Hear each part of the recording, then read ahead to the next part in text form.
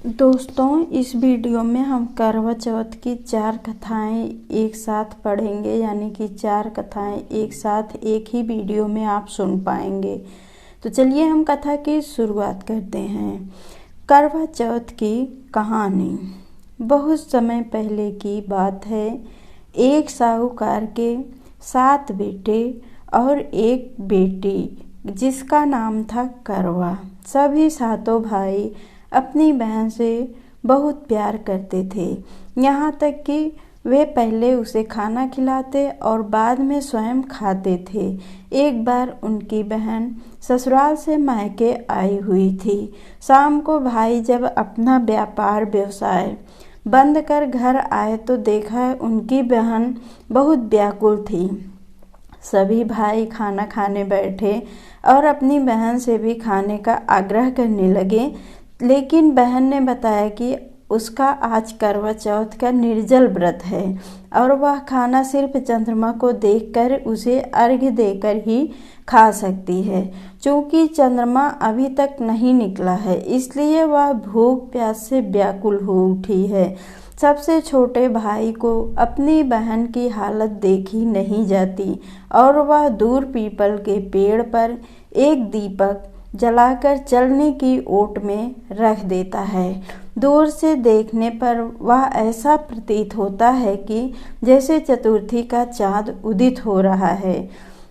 इसके बाद भाई अपनी बहन को बताता है कि चाँद निकल आया है, तुम उसे अर्घ्य देने के बाद भोजन कर सकती हो। बहन खुशी के मारे सीढ़ियों पर चढ़कर चाँद को देखती है, उसे अर्घ्य देकर खाने बैठ जाती है। वह पहला टुकड़ा मुंह में डालती है तो उसे छींक आ जाती है, दूसरा टुकड़ा डालती है तो उसमें बाल निकल आता है और जैसे ही तीसरा टुकड़ा मुंह में डालने की कोशिश करती है तो उसके पति की मृत्यु का समाचार उसे मिलता है। वह बौखला जाती है। उसकी भाभी उसे सच्चाई से अवगत कराती है कि उसके साथ ऐसा क्यों हुआ। करवा चौथ का व्रत गलत तरीके से टूटने के कारण देवता उससे नाराज हो गए हैं और उन्होंने ऐसा किया। सच्चाई जानने के बाद करवा निश्चित करती है कि वह अपने पति का अंतिम संस्कार नहीं होने देगी और अपने सतीत्व से उन्हें पुनर्जीवन दिलाकर रहेगी। वह पूरे 1 साल तक अपने पति के शव के पास बैठी रहती है, उसकी देखभाल करती है। उसके ऊपर उगने वाली सुई नुमा घास को वह एकत्रित करती जाती। 1 साल बाद फिर करवा चौथ का दिन आता है। उसके सभी भाभियाँ करवा चौथ का व्रत रखती हैं। जब भाभियाँ उससे आशीर्वाद लेने आती हैं तो वह प्रत्येक भाभी से यम सुई ले लो, पिय सुई दे दो, मुझे भी अपनी जैसी सुहागिन बना दो, ऐसा आग्रह करती है। लेकिन हर बार भाभी उसे अगली भाभी से आग्रह करने का कह चली जाती है। इस प्रकार जब 6ठे नंबर की भाभी आती है तो करवा उससे भी यही बात दोहराती है। यह भाभी उसे बताती है कि चूंकि सबसे छोटे भाई की वजह से उसका व्रत टूटा था, अतः उसकी पत्नी में ही शक्ति है कि वह तुम्हारे पति को दोबारा जीवित कर सकती है। इसलिए जब वह आए तो तुम उसे पकड़ लेना और जब तक वह तुम्हारे पति को जिंदा न कर दे उसे नहीं छोड़ना, ऐसा कहकर चली जाती है। सबसे अंत में छोटी भाभी आती है। करवा उनसे भी सुहागिन बनने का आग्रह करती है, लेकिन वह टाल मटोली करने लगती है। इसे देखकर वह उन्हें जोर से पकड़ लेती है और अपने सुहाग को जिंदा करने के लिए कहती है। भाभी उससे छुड़ाने के लिए नोचती है, खसोटती है, लेकिन करवा नहीं छोड़ती है। अंत में उसकी तपस्या को देख भाभी पसीज जाती है और अपनी छोटी उंगली को चीरकर उसमें से अमृत उसके पति के मुंह में डाल देती है। करवा का पति तुरंत श्री गणेश कहता हुआ उठ बैठता है। इस प्रकार प्रभु कृपा से उसकी छोटी भाभी के माध्यम से करवा को अपना सुहाग वापस मिल जाता है। हे श्री गणेश, माँ गौरी, जिस प्रकार करवा को चिर सुहागन का वरदान आपसे मिला है, वैसा ही सभी सुहागनों को मिले। बोलो करवा माता की जय। चलिए सुनते हैं दूसरी कहानी। एक साहूकार के 7 पुत्र और 1 पुत्री थी। कार्तिक कृष्ण चतुर्थी के दिन साहूकार की पत्नी उसकी सभी बहुओं एवं कन्या से संयुक्त रूप व्रत का अनुष्ठान किया। पूजन के पश्चात साहूकार के सभी पुत्र भोजन करने बैठे। भोजन करते समय साहूकार के पुत्रों ने अपनी बहन से भी भोजन करने का आग्रह किया। बहन ने उत्तर दिया, तुम सभी लोग भोजन कर लो, मैं चंद्रोदय होने के पश्चात अर्घ्य दे लेने के बाद ही भोजन करूंगी। बहन की बात सुनकर भाइयों ने कुछ दूरी पर मैदान में अग्नि जला दी और उस अग्नि के प्रकाश की छलनी में से दिखाकर कहा, बहना देखो, सामने चंद्रमा निकल आया है, अब तुम भी भोजन कर लो। भाई की बात सुनकर उस कन्या ने अपनी भाभियों से भी यही बात दोहराया। उसकी भाभियां इस कपटपूर्ण बात को जानती थी। उन्होंने उससे कहा, अभी चाँद नहीं निकला है, तुम्हारे भाइयों ने अग्नि के प्रकाश द्वारा तुम्हें चंद्रमा के उदित होने का भास कराया है। परंतु अपनी भाभियों ने उस कन्या से कोई ध्यान न देकर अर्घ्य दे डाला और उसके बाद भोजन भी कर लिया। उसके इस कृत्य से गणपति भगवान अत्यधिक रुष्ट हो गए, जिसके फलस्वरूप उस कन्या का पति भयंकर रोग से ग्रस्त हो गया। चिकित्सा आदि कराने में संचित धन नष्ट हो गया और वह अत्यंत शोकाकुल होकर कष्ट भोगने लगी। कष्ट भोगने के बाद जब उसे अपनी भूल का ज्ञान हुआ तो वह बारंबार मन में पश्चाताप करने लगी। उसने अपनी भूल के लिए गणेश जी से क्षमा याचना की और व्रत को पुनः भक्ति पूर्वक पूरा किया। उसकी आराधना से गणेश जी प्रसन्न हो गए और सभी कष्टों का निवारण कर उसे धन धान्य से पूर्ण कर दिया। अतएव इस व्रत को जो प्राणी विधि पूर्वक संपन्न कर लेता है, उसकी सभी आशाएं पूरी हो जाती हैं। इस प्रकार कथा श्रवण करने के पश्चात चंद्रोदय हो जाने पर चंद्र देखकर अर्घ्य प्रदान करना चाहिए। अर्घ्य दान काल में ओम चंद्राय नमः का मंत्र का उच्चारण भी करते रहना चाहिए। इसके बाद 4 बार परिक्रमा कर चंद्र देव को दंडवत करें। इतना कर लेने के पश्चात घर के वृद्धजनों को भोजन कराकर स्वयं भोजन करें। पूजा काल में व्यवहृत पदार्थ अर्पित किए गए नैवेद्य आदि को ब्राह्मणों को दान कर देना चाहिए। इस प्रकार भक्ति भाव से जो लोग इस चतुर्थी व्रत को करते हैं, उनकी सभी मनोकामनाएं पूर्ण होती हैं। दोस्तों, ये दूसरी कहानी इसी पर समाप्त होती है। चलिए अब हम तीसरी कहानी सुनते हैं। पौराणिक कथा अनुसार इंद्रप्रस्थ के एक शहर में वेद शर्मा नाम का एक ब्राह्मण रहता था। उसके 7 पुत्र और बीरावती नाम की एक पुत्री रहती थी। घर में माता पिता और भाइयों की लाडली बहन विवाह लायक हो गई थी। उसकी शादी एक उचित ब्राह्मण युवक से कर दी गई। इस बीच करवा चौथ का व्रत पड़ा। बीरावती अपनी माता पिता और भाइयों के घर पर ही थी।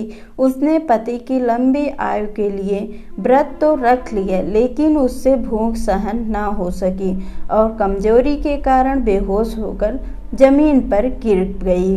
भाइयों से बहनों की ये हालत देखी नहीं गई। उन्हें पता था कि बीरावती पतिव्रता नारी है और बिना चंद्रमा को देख अपना व्रत नहीं खोलेंगी। इसलिए सभी भाइयों ने मिलकर एक योजना बनाई जिससे उनकी बहन भोजन ग्रहण कर ले। बहन का व्रत खुलवाने के लिए एक भाई वट के पेड़ के पीछे दीपक और छलनी लेकर चढ़ गया। बेहोश हुई बीरावती जब जागी तो उसके भाइयों ने बताया कि चंद्रोदय हो गया है। छत पर जाकर चाँद के दर्शन कर ले। भाइयों की बात में आकर वीरावती काफ़ी व्याकुल हो गई और छत पर जाकर दीपक को चंद्रमा समझकर अपना व्रत खोल लिया। वीरावती ने व्रत खोलने के बाद जैसे ही भोजन ग्रहण करना शुरू किया तो उसे अशुभ संकेत मिलने लगे।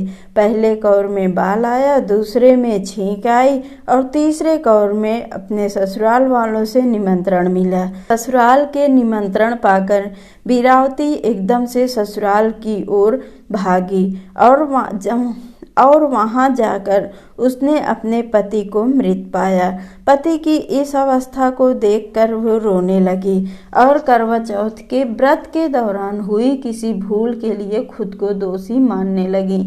उनकी ये बातें सुनकर इंद्र देवता की पत्नी देवी इंद्राणी वीरावती को सांत्वना देने पहुंची। वीरावती ने देवी से करवा चौथ के दिन पति की मृत्यु होने का कारण पूछा।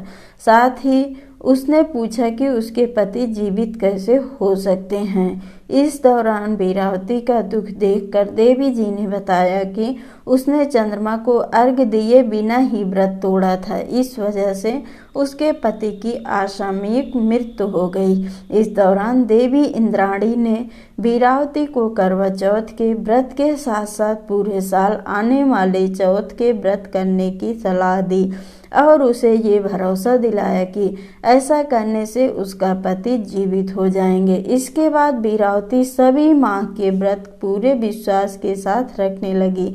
वीरावती को व्रत से मिले पुण्य के कारण पति फिर से जीवित हो गए। करवा चौथ माता, जैसे आपने वीरावती को सदा सुहागन रहने का आशीर्वाद दिया, उसी तरह से सभी सुहागिन स्त्रियों को आप आशीर्वाद दीजिए, सभी सदा सुहागिन बनी रहें।